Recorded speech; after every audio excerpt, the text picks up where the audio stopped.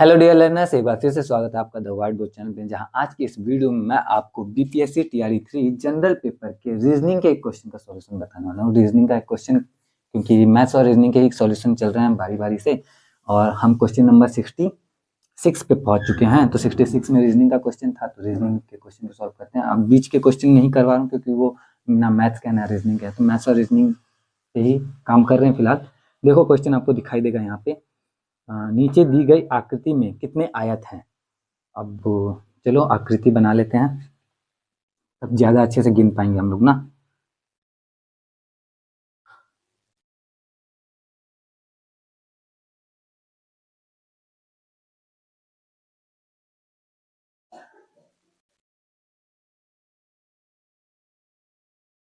इसमें कितने आयत हैं ये हमें बताना है।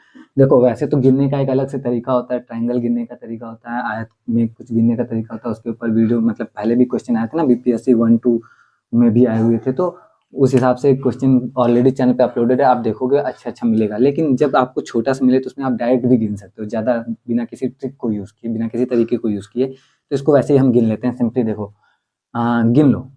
एक आयत, दो आयत और ये बड़ा आयत, तीन आयत हो गया।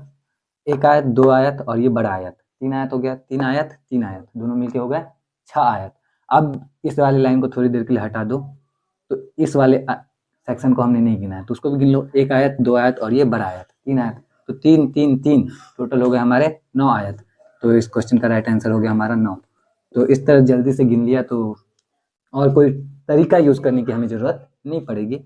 9 आयत देख लो हमारे कौन सा ऑप्शन में है, तो ऑप्शन ए में है, तो ऑप्शन ए पे हम करते हैं टिक।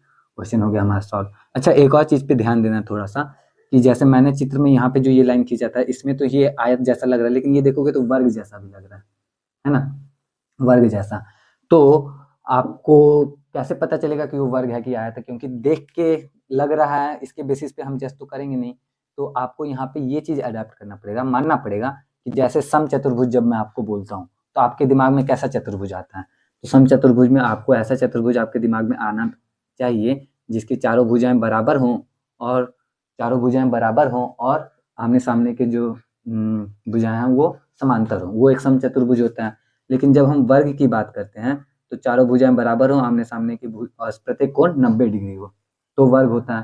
तो ये वर्ग है हमारा और ये समचतुर्भुज है। लेकिन समचतुर्भुज का जो डेफिनेशन था कि चारों भुजाएं बराबर हो और आमने सामने की जो भुजाएं वो समानांतर हो, वो तो वर्ग में भी होता है। इसका मतलब वर्ग जो है वो भी एक तरह का समचतुर्भुज है।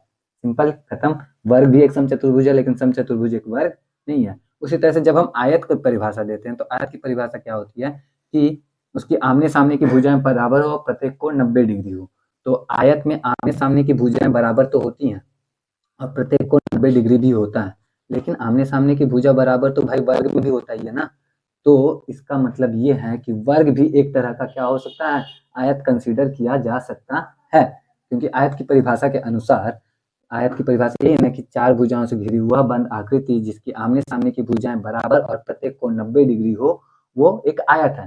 तो चार भुजाओं से घिरी हुआ बंद आकृति जिसकी आमने सामने की भुजाएं बराबर और प्रत्येक कोण 90 डिग्री हो, वो एक आयत है। तो वर्ग भी एक तरह का क्या है, आयत है। इसी वजह से हमारा इस चित्र में 9 आयत माना जाएगा, और 9 आयत ही करेक्ट आंसर भी है, और विभाग ने भी इसी को चूज किया है एज अ करेक्ट आंसर। तो समझ सकते हो क्यों किया है, रीजन है उसका।